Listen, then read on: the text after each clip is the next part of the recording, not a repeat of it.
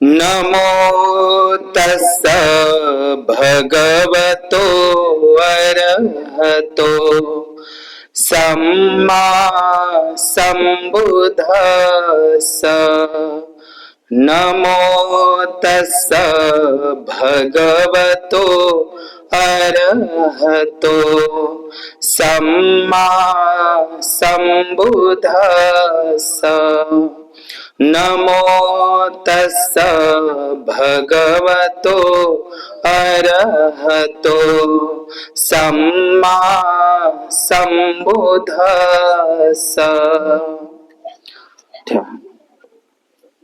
डोळे उघडा, चालू, इकडेच घ्या तुमचं.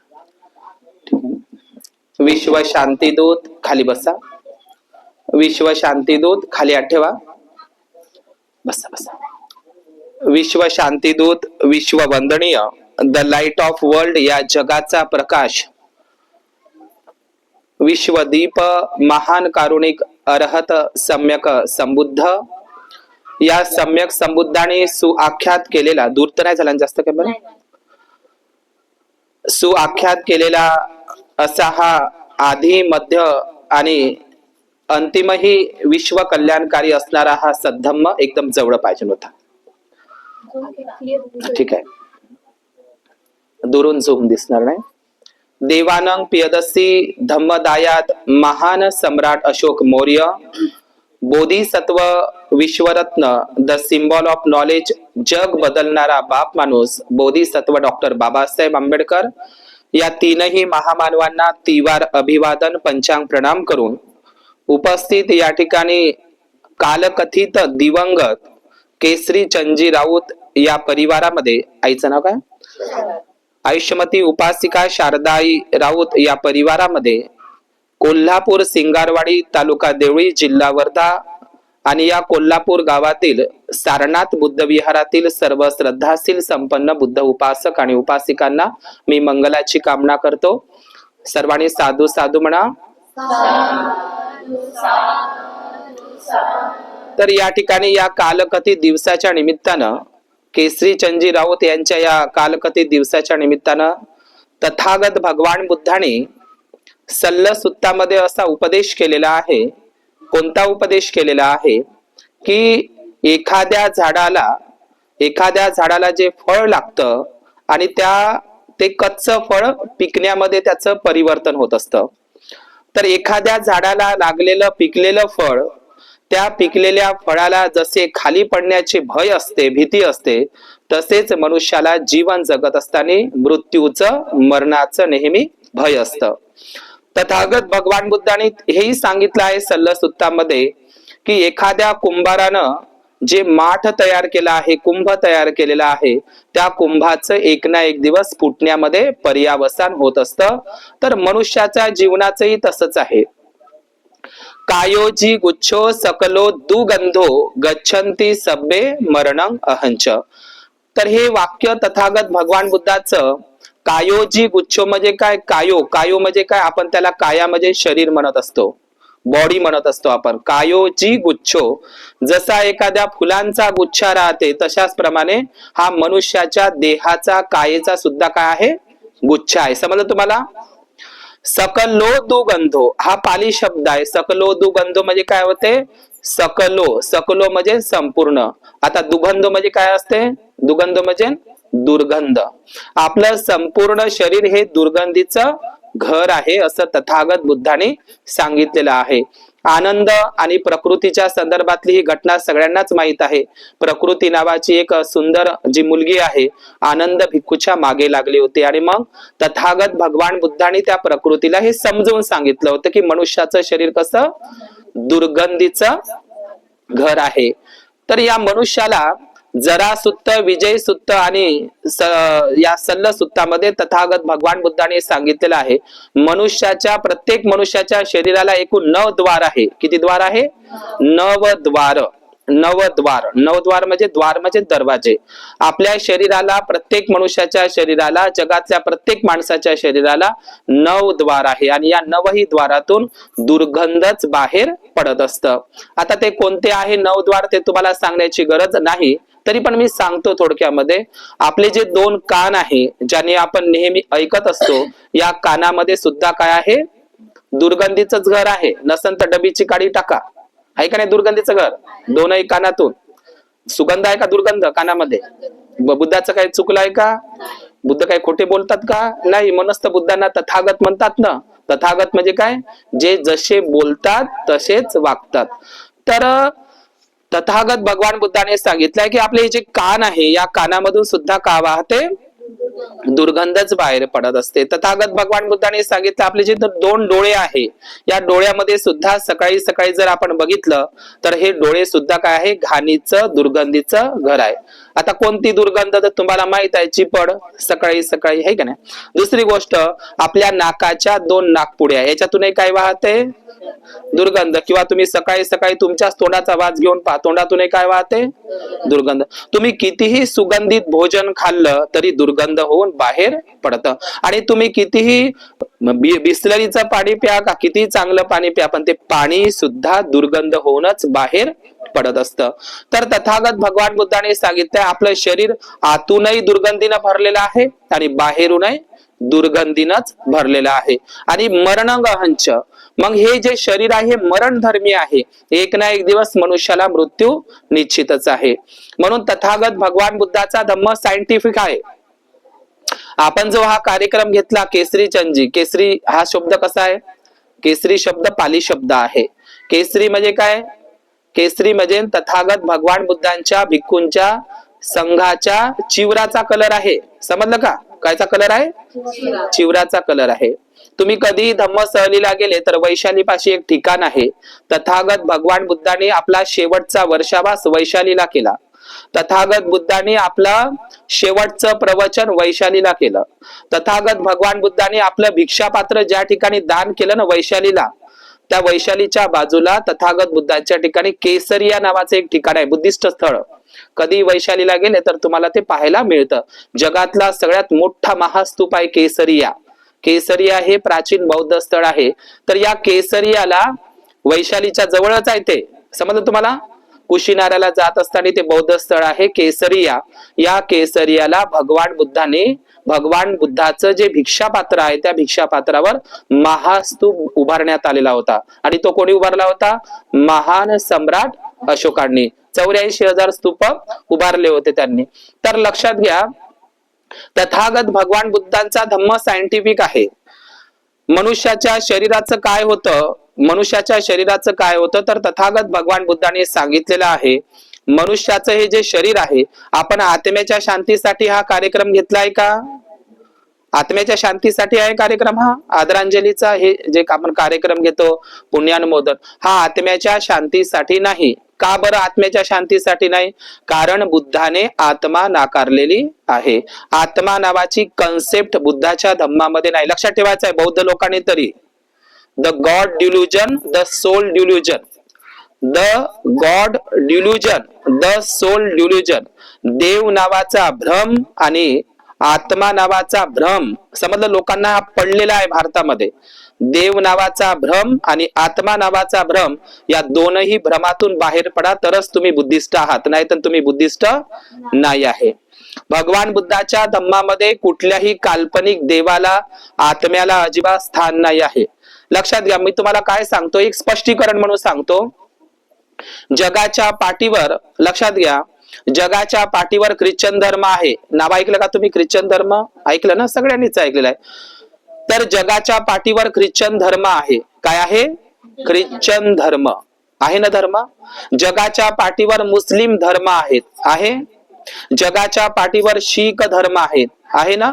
जगाच्या पाठीवर जैन धर्म आहे. जगाच्या पाठीवर पारसी, ज्यू, कन्फ्युशियस असे छोटे छोटे धर्म आहेत. आणि हिंदू सुद्धा धर्म आहे. नीट लक्ष द्या, ख्रिश्चन, मुस्लिम, जैन, शीख, यहुदी, पारसी, ज्यू आणि हिंदू हे सर्व धर्म आहेत. यांना काय म्हणतात, बंद करा मोबाईल, यांना काय म्हणतात, धर्म म्हणतात. पुन्हा मी सांगू का पुनरावृत्ती? या जगाच्या पाठीवर ख्रिश्चन हा एक धर्म आहे, मुस्लिम हा एक, लक्षात येत आहे तुम्हाला? ख्रिश्चन हा एक धर्म आहे, मुस्लिम धर्म आहे, जैन धर्म आहे, शीख धर्म आहे, यहुदी धर्म आहे, हिंदू धर्म आहे, पण बुद्धाचा धम्म आहे. समजलं तुम्हाला? धम्म आणि धर्म याच्यामध्ये डॉक्टर बाबासाहेब आंबेडकरांनी फरक केलेला आहे, बुद्धानेही केलेला आहे. धर्म वेगळा असतो आणि धम्म वेगळा असतो. जगाच्या पाठीवर धर्म अनेक आहे, पण बुद्धाचा धम्म एकच आहे. डॉक्टर बाबासाहेब आंबेडकरांनी आपल्याला 22 प्रतिज्ञा दिल्या, नागपूरला दीक्षा दिली, ती बौद्ध धर्माची नाही दिली, बुद्ध धम्माची दिली.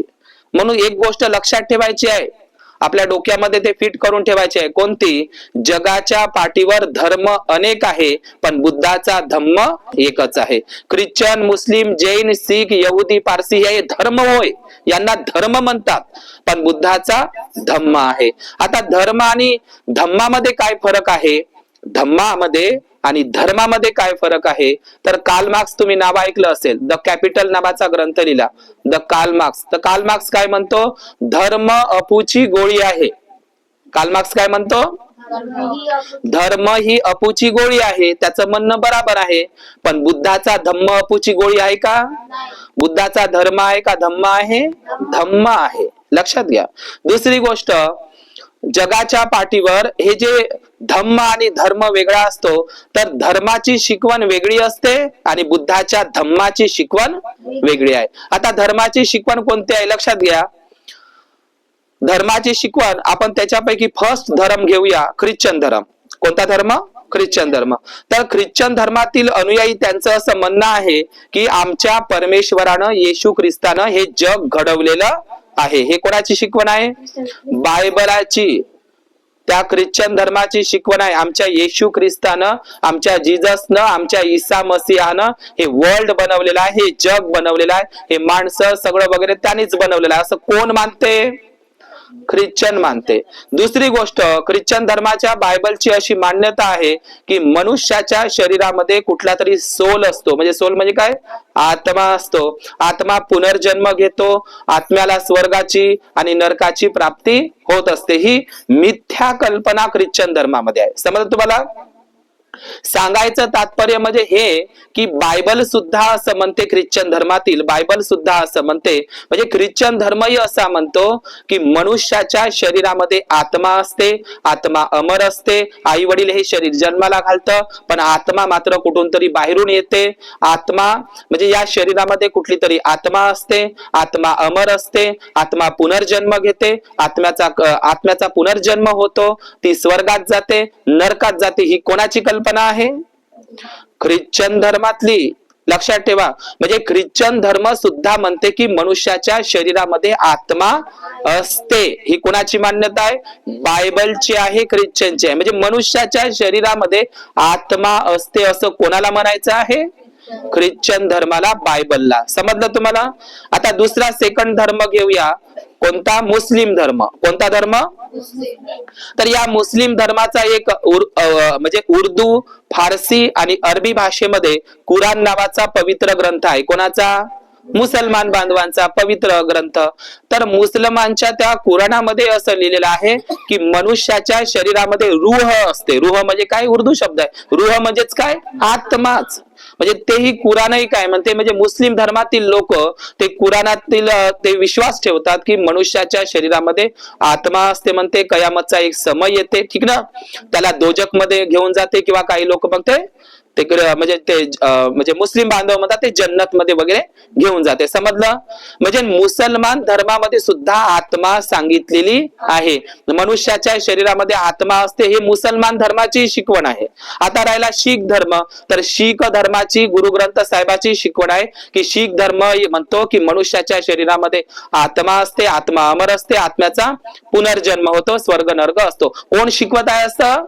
शीख धर्मही शिकवत आहे. राहिला जैन धर्म. जैन धर्मही काय म्हणतो? मनुष्याच्या शरीरामध्ये आत्मा असते, आत्म्याचा पुनर्जन्म असते, आत्मा अमर असते, आत्मा स्वर्गात जाते, नरकात जाते. ही कल्पना कोणा धर्मात आहे? जैन धर्मामध्ये आहे. यहुदी धर्मामध्ये आहे. आता राहिला हिंदू धर्म, हा हिंदू धर्म फक्त भारतातच आहे. आता हिंदू धर्मामध्ये सुद्धा आत्मा नावाची कन्सेप्ट सांगितलेली आहे. मनुष्याच्या शरीरामध्ये आत्मा असते, आत्मा अमर असते, आत्म्याचा पुनर्जन्म होते, आत्मा स्वर्गात जाते नाहीतर नरकात जाते. ही कोणाची शिकवण आहे?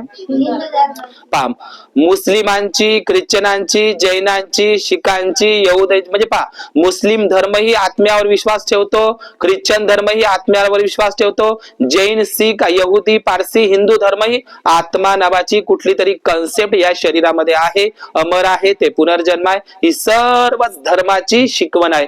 पण बुद्ध म्हणतात मनुष्याच्या शरीरामध्ये कोणताही आत्मा नसते. पहा, फरक आहे का नाही? फरक आहे ना?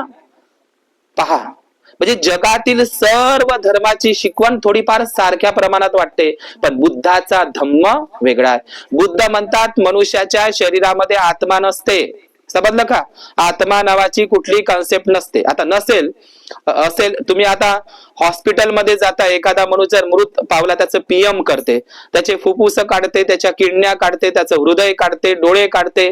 पण एखाद्या डॉक्टरला असं विचारा की मला आत्मा काढून द्या म्हणा, दुसऱ्या देशामध्ये मी फिट करतो, तर देईल का तो काढून? ही आत्मा नावाची कन्सेप्ट ही अंधश्रद्धा आहे, अंधविश्वास आहे. त्याच्यातून तुम्ही बाहेर पडलं पाहिजे. हे बुद्धानं सांगितलं आहे जगाला पहिल्यांदा. मनुष्याच्या शरीरामध्ये आत्मा नसते, ती अमरही नसते, त्याचा पुनर्जन्मही नसते, त्याचा कर्म सिद्धांत नसते. मनुष्याच्या शरीरामध्ये बुद्धानं सांगितलंय माइंड. माइंड म्हणजे काय? मन असते. समजलं तुम्हाला? पहा, किती जगावेगळी शिकवण आहे भगवान बुद्धांची. समजलं तुम्हाला? दुसरी गोष्ट, तथागत भगवान बुद्धांनी देवही नाकारलेला आहे आणि आत्माही नाकारलेली आहे. तथागत भगवान बुद्धाकडे एक व्यक्ती आला श्रावस्तीला, आणि तो तथागत बुद्धाला विचारत आहे, तुम्ही देव आहात का? जी म्हणते बुद्धाला. बुद्धाला काय म्हणत आहे? तुम्ही देव आहात का? जी. तर बुद्ध म्हणते मी देव नाही. जिवंतपणीची घटना आहे. तुम्ही काय देव मानता का बुद्धाला? तर बुद्धाला तो विचारत आहे तुम्ही देव आहात का? जी म्हणते. तर बुद्ध म्हणतात मी देव नाही. बुद्धाला तो आणखी दुसरा प्रश्न विचारते, तुम्ही यक्ष आहात का? तर बुद्ध काय म्हणतो? मी यक्ष सुद्धा नाही. बुद्धाला तो आणखी विचारतो तुम्ही गंधर्व आहात का? तर बुद्ध काय म्हणतात? मी गंधर्व सुद्धा नाही. बुद्धाला तो आणखी प्रश्न विचारतो तुम्ही मनुष्य आहात का? तर बुद्ध म्हणतो मी मनुष्य सुद्धा नाही. अरे मनुष्यच आहे बुद्ध, आहे का नाही? पण मग तो व्यक्ती विचारात पडतो, तुम्ही देव नाही, तुम्ही यक्ष नाही, गंधर्व नाही, तुम्ही मनुष्य नाही, तर मग तुम्ही आहे कोण? तर बुद्ध म्हणतात मी बुद्ध आहे. मला कोण समजतो? बुद्ध. मनुष्य रूपात तर बुद्धही होते आणि आपणही बुद्ध, आपणही मनुष्यच आहोत. पण बुद्ध बुद्ध आहे आणि मनुष्य आहे. त्यांनी सम्यक संबोधी प्राप्त केली म्हणून ते या जगामध्ये बुद्ध या नावानं ओळखण्यात आलेले आहे. लक्षात घ्या, बुद्ध हे नाव त्यांच्या आईनेही ठेवलं नाही, वडिलांनाही ठेवलं नाही आणि महाप्रजापती गौतमीनेही ठेवलेलं नाही. बुद्ध हे नाव त्यांनी पराकाष्ठेने धारण केलं. त्यांचं नाव तर सिद्धार्थ गौतम होतं, सुकिती होतं, सिद्धार्थ गौतम होतं.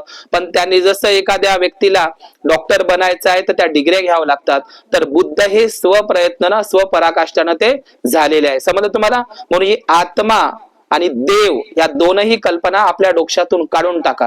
देव नावाची, ईश्वर नावाची कोणतीही गोष्ट या जगामध्ये अस्तित्वात नाही. अजूनपर्यंत कोणालाही देव भेटला नाही, भेटणारही नाही. हे बुद्धानं सांगितलंय, मी माझ्या पाचचं सांगत नाही. आणि मनुष्याच्या शरीरामध्ये कुठल्याही प्रकारचा आत्मा नाही. बुद्ध आणि त्याच्या धम्मग्रंथामध्ये तुम्ही वाचा, बुद्ध आणि त्याच्या धम्मग्रंथामध्ये काय सांगितलंय बघा. बुद्धाने सांगितलंय, बाबासाहेबाचा तो ग्रंथ आहे ना बुद्धाने धम्मामध्ये, जसं एखाद्या मुलानं, लोक देवाच्या माग देवदेव देवदेव करत जे फिरत आहे का नाही ईश्वराच्या माग, तर कसे फिरत आहे ते बुद्धानं सांगितलंय बुद्धाने धम्मामध्ये. कसं सांगितलंय नीट लक्ष द्या. काय सांगितलेलं आहे की जसं एखाद्या मुलानं एखाद्या मुलीला बघितलं नाही, ती काळी आहे की गोरी आहे, सावळी आहे का सडपातळ बांध्याची आहे, ठेंगणी आहे का उंचपुरी आहे, दिसायला सुंदर आहे का कुरूप आहे, काळी आहे का गोरी आहे, त्या मुलीला त्या मुलानं अजिबात पाहिलं नाही. त्या मुलाची आणि त्या मुलीची अजिबात भेटगाठ झालेली नाही. समजलं का तुम्हाला? हे बुद्धाचं वचन आहे बुद्धानी धम्मामध्ये. एखाद्या मुलानं एखाद्या मुलीला अजिबात बघितलं नाही. पुन्हा सांगतो, ती काळी आहे का गोरी आहे, उंच आहे का सडपातळ बांध्याची आहे, जाडी आहे का म्हणजे ती बारकी आहे. समजलं तुम्हाला? दिसायला सुंदर आहे का कुरूप आहे, त्या मुलानं त्या मुलीला अजिबात त्या मुलानं त्या मुलीला बघितलं नाही. आपला काही फरक पडत नाही. आणि त्या मुलानं त्या मुलीच्या प्रेमामध्ये पडावं, किंवा एखाद्या मुलीनं एखाद्या मुलाला बघितलंच नाही, तो काळा आहे की गोरा आहे, सावळा आहे का उंच आहे, सडपातळ बांध्याचा आहे, दिसायला सुंदर आहे का कुरूप आहे, त्या मुलीनं त्या मुलाने बघितलंच नाही, त्यांची कधी भेटगाठ झालीच नाही आणि ते एकामेकाला त्यानं पाहिलंही नाही आणि ते त्याच्या प्रेमामध्ये पडावं. तर असेच या जगातले लोक देवाच्या ईश्वराच्या माग पडलेले आहे. समजलं का तुम्हाला? कोरोनामध्ये एकही देव आला नाही धावून, कोणाला मग डॉक्टर आले, नर्स आले, आहे का नाही? आणि म्हणून या जगामध्ये बुद्धच असा एकमेव माणूस आहे की ज्यांनी ईश्वर आणि आत्मा नाकारलेला आहे. आणि सगळं ब्राह्मणाचं दुकान कायच्यावर चालते भारतामध्ये? ईश्वर आणि आत्मा. समजलं तुम्हाला? समजलं का तुम्हाला? आणि म्हणून जगामध्ये बुद्धाचा जन्म झाला, बुद्धाला ज्ञान प्राप्ती झाली आणि भारत कंगाल आणि गरीब आहे का नाही? पण एक गोष्ट लक्षात घ्या, जगाच्या या भारतातून बुद्ध जपानला गेला, श्रीलंकेला गेला, चायनाला गेला, सिंगापूरला गेला, मलेशियाला गेला, मंगोलियाला गेला, कंबोडियाला गेला, इंडोनेशियाला गेला, ब्रह्मदेशला गेला, थायलंडला गेला, क्युबाला गेला, सगळ्या तायवान सारखा विदर्भा एवढा देश आहे, तायवान सारखा छोटासा देश, जपान सारखा देश, श्रीलंका सारखा देश, आज ज्या देशामध्ये बुद्ध आहे ते देश काय आहे? पुढे आहे. आणि जिथं बुद्धाचा जन्म व्हावा ते देश कंगाल आहे. सांगा बरं, बुद्धामुळे त्या देशाचं कल्याण झालं, परिवर्तन झालं, ते देशात पुढे आहे, महासत्ता आहे अमेरिकेसारखे, तर भारत देश नाही होऊ शकत का? पण काही बदमाश लोक, काही ब्राह्मणवादी लोक, मनुवादी लोक बुद्धाचा धम्म या भारतात म्हणजे नांदला नाही पाहिजे, तो खतम झाला पाहिजे. खतम तर केला. सम्राट अशोकाने 84,000 बुद्ध विहार बांधले होते. किती? तिरुपती बालाजी, सोमनाथ, जगन्नाथ, बद्रीनाथ, केदारनाथ, विठोबाचं पंढरपूरचं मंदिर. भारतामध्ये जेवढे काही जुने मंदिर आहे ते सगळेच्या सगळे प्राचीन सम्राट अशोकाचे बुद्ध विहार होय. हे कोण म्हणत आहे? डॉक्टर बाबासाहेब आंबेडकर. एकही मंदिर ब्राह्मणांनी बांधलेलं नाही. पहा, सगळेच मंदिरावर त्याचे कब्जे आहे. आधी आपल्याला मंदिरात येऊ देत होते का? काळारामाचा मंदिराचा सत्याग्रह. आज पंजाबराव देशमुखची जयंती दिवस आहे अमरावतीला. डॉक्टर बाबासाहेब आंबेडकरांनी 1927 ला अमरावतीच्या अंबादेवीच्या मंदिरामध्ये सत्याग्रह केला होता, देवीच्या दर्शनासाठी नाही. काळारामाचा सत्याग्रह त्या काळारामाच्या दर्शनासाठी नव्हता. समजलं का? ते सिद्ध करून दाखवायचं होतं. तर पंजाबराव देशमुख होते बाबासाहेबांसोबत अंबादेवी मंदिराच्या सत्याग्रहामध्ये. ती वर्ष आहे 1927. 1929 ला पुण्याचा तो पर्वती मंदिर आणि 10 वर्ष चालला काळाराम मंदिराचा सत्याग्रह. आलं का लक्षात तुम्हाला? तर डॉक्टर बाबासाहेब आंबेडकर म्हणतात की सम्राट अशोकांनी बांधलेले 84,000 बुद्ध विहार गेली कुठं? तर गेली कुठंच नाही. ब्राह्मणांनी त्यांच्यावर काय क्रमण केलेलं आहे? अतिक्रमण केलेलं आहे, जबरन कब्जा केलेला आहे. सांगायचं तात्पर्य हेच आहे, मी नेहमी माझ्या प्रवचनामध्ये सांगतो आणि सांगत राहणार की जे विठोबाचं मंदिर आहे, पंढरपूरचं, तिरुपतीचं, बालाजीचं आहे, सगळेच जुने मंदिर हे प्राचीन काळातले बुद्ध विहार आहे, त्याच्यावर ब्राह्मणांनी कब्जा केलेला आहे. आता राहिला प्रश्न कोणता? बोधगयेच्या महाबोधी महावीराचा. समजलं तुम्हाला? तर या महाबोधी महाविहारावर कोणाचा कब्जा आहे?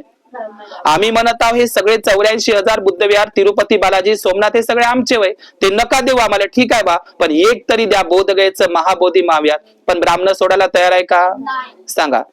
ब्राह्मणाला बुद्धाशी काहीही घेणं देणं नाही. त्यांनी बुद्धाला विष्णूचा 9वा अवतार करून टाकलं. बुद्ध विष्णूचा 9वा अवतार नाही, हे 22 प्रतिज्ञेमध्ये बाबासाहेबाला सांगावं लागलं. कोणाची हिंमत नाही झाली. पण भारतामध्ये एक अफवा पसरवली होती की बुद्ध हा विष्णूचा 9वा अवतार आहे. मग बुद्ध विष्णूचा 9वा अवतार जर आहे तर हिंदू लोकांनी त्या बुद्धाची पूजा करायला पाहिजे घरी, ओबीसी बांधवांनी, आहे ना, देवघरामध्ये. विष्णूचा अवतार राम आहे, विष्णूचा अवतार कृष्ण आहे, विष्णूचा अवतार नरसिंह आहे, कल्की आहे, वामन आहे, परशुराम आहे, त्यांची तुम्ही पूजा करता. ठीक आहे, मानतो आम्ही बुद्ध विष्णूचा 9वा अवतार आहे, मग बुद्धाची तुम्ही पूजा का करत नाही? तुमच्या देवघरात बुद्ध का दिसत नाही? बुद्धाचा फोटो का दिसत नाही? बुद्धाची मूर्ती तुमच्या घरी का दिसत नाही? हे फक्त बदनामी भारतातच आहे. चायनामध्ये जा, जपानमध्ये जा, श्रीलंकेमध्ये जा, तिथल्या लोकांना विचारा बुद्ध विष्णूचा 9वा अवतार आहे का? ते म्हणतील काय आहे? हे ब्राह्मणांनी बुद्धाविषयी केलेली बदनामी आहे. बुद्ध हे ऐतिहासिक पुरुष आहे, समजलं का?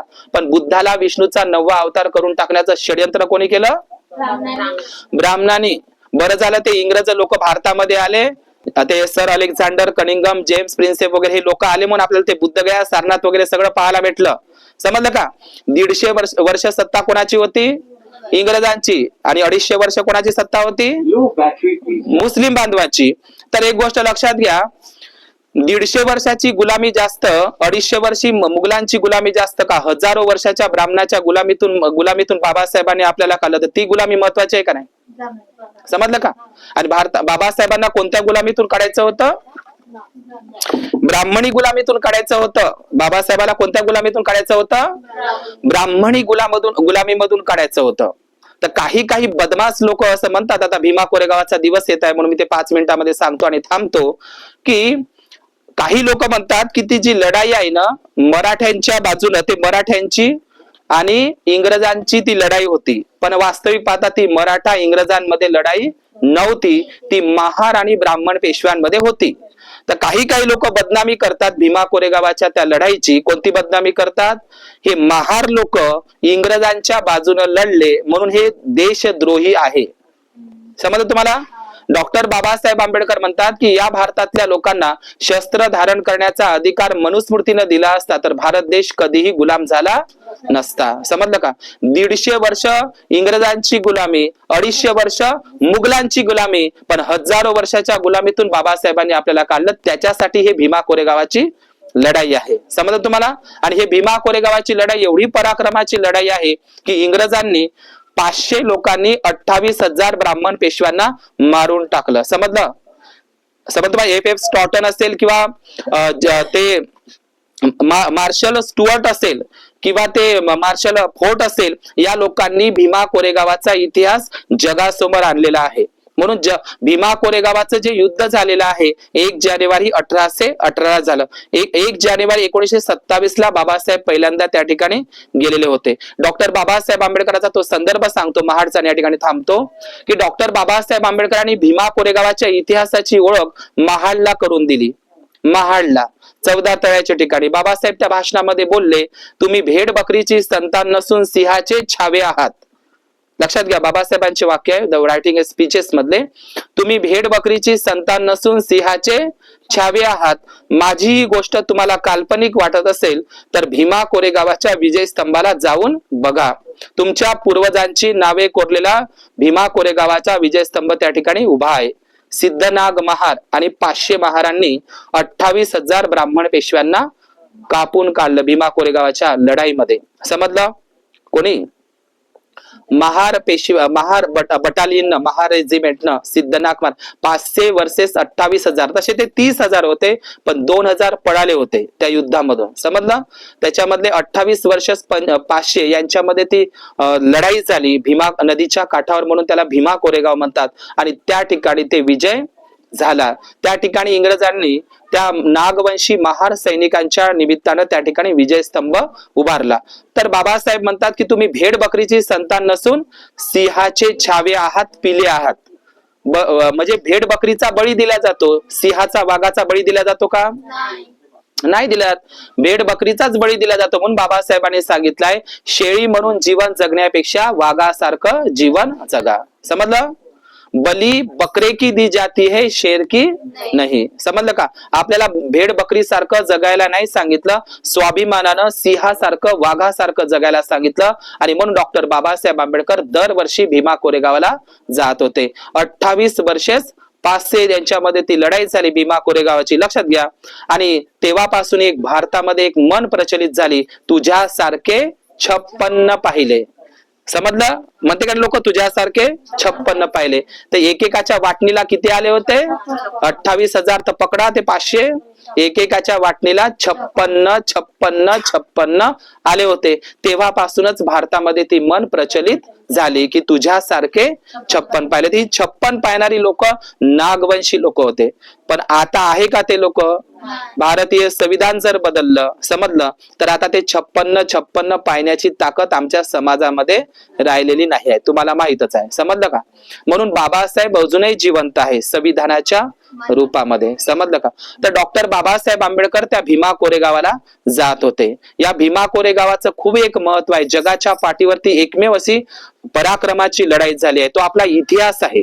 समजलं? भीमा कोरेगावाची लढाई. आणि त्या भीमा कोरेगावाला दरवर्षी लोक जातात. मी जाता म्हणून तेच सांगतो, महाबोधीचं महाविहार जे आहे ना, जे बोधगया शहर आहे, बुद्धाने जेव्हा पिंपळाच्या झाडाखाली त्यांनी आसन मांडलं बुद्ध बनण्यासाठी, तर त्यावेळी ते उर्वेला जंगल होतं. बोधगया शहर नव्हतं, नगर नव्हतं.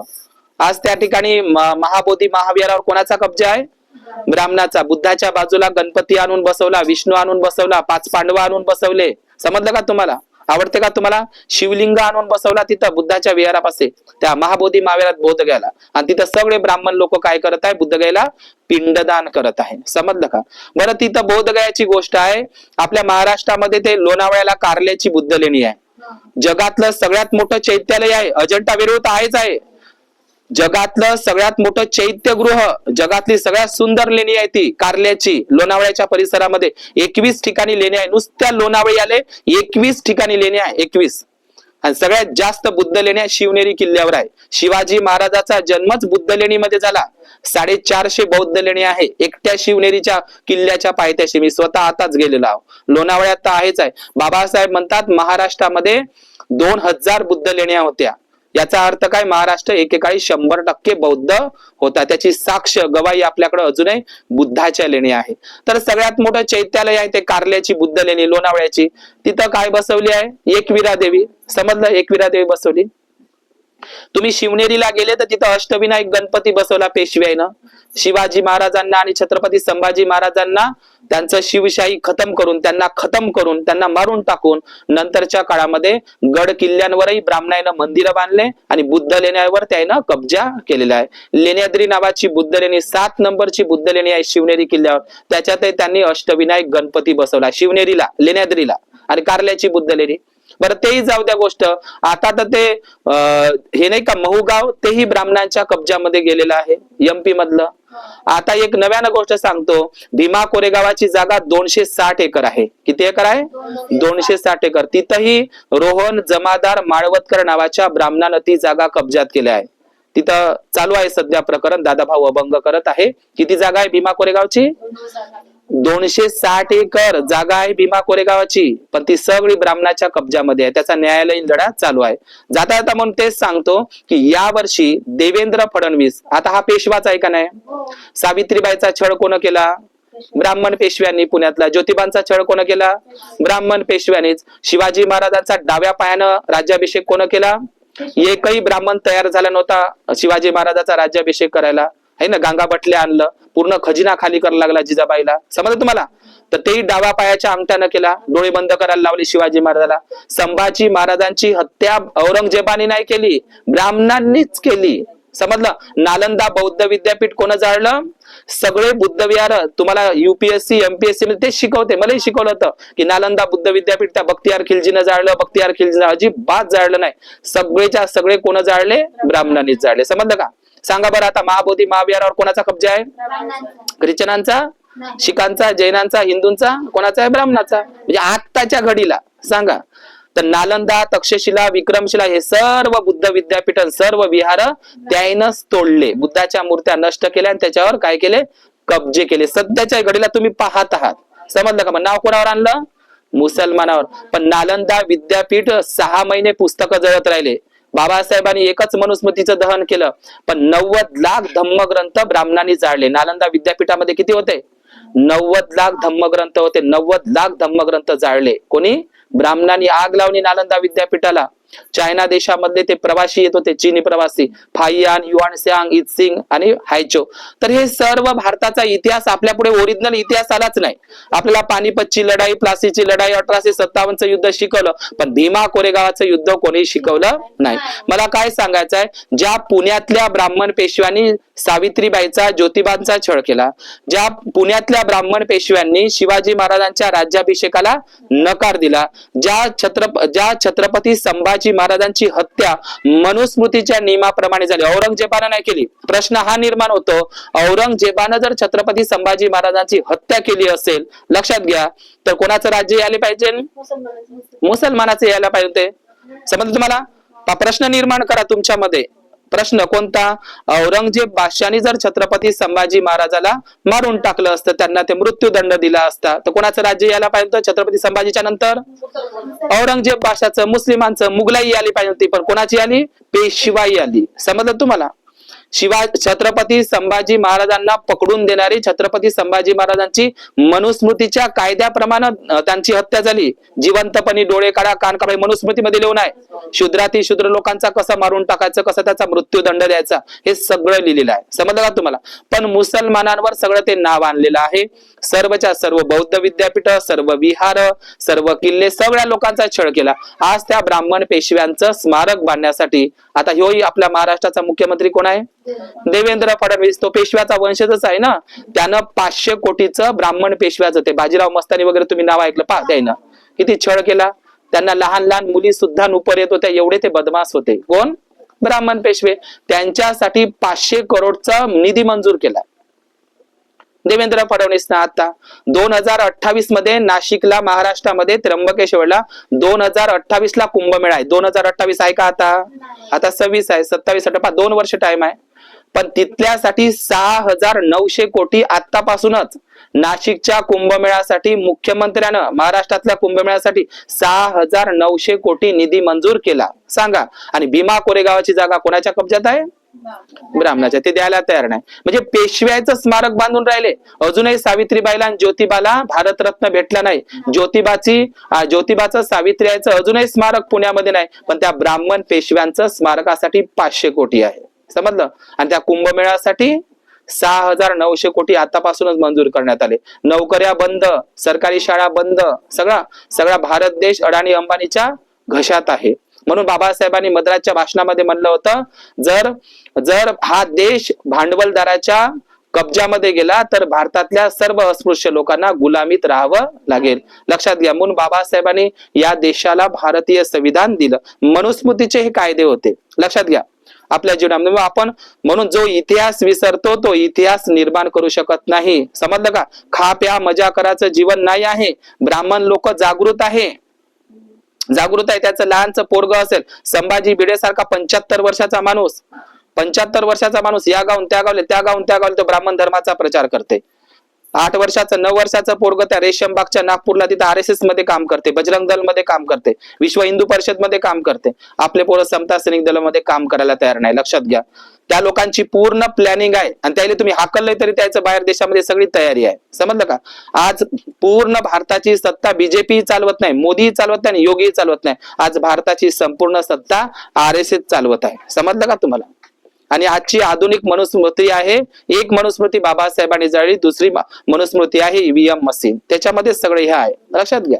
म्हणून काळाची गरज आहे. आपल्या समाजामध्ये, देशामध्ये संविधानाचं काय चालू आहे, महाबोधी महावीराचं काय चालू आहे, बौद्धगयाचं काय चालू आहे, आपल्याला माहित असलं पाहिजे. बौद्धांना, शीख लोक जागृत आहे, मुस्लिम लोकही जागृत आहे.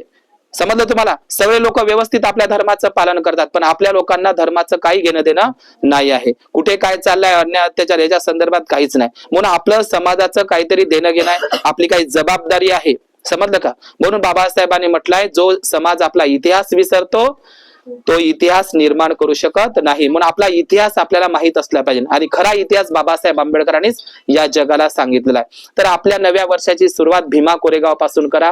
हे भीमा कोरेगाव आपलं प्रेरणास्थान आहे, ऊर्जास्थान आहे, स्फूर्तीस्थान आहे. भीमा कोरेगावाचीच लढाई आपल्याला वारंवार बळ देत राहत असते. तर आज या ठिकाणी या परिवारामध्ये, या कालकथित दिवसाच्या निमित्ताने या कोल्हापूर सिंगारवाडी या गावामध्ये या परिवाराने मला आमंत्रित केलं. या ठिकाणी माझी अल्पसी धम्मदेसना या ठिकाणी मी सांगण्याचा प्रयत्न केला. या ठिकाणी मी थांबतो. सर्वांप्रती मंगलाची कामना करतो. भवतु सब्ब मंगल, भवतु सब्ब मंगल, भवतु सब्ब मंगल.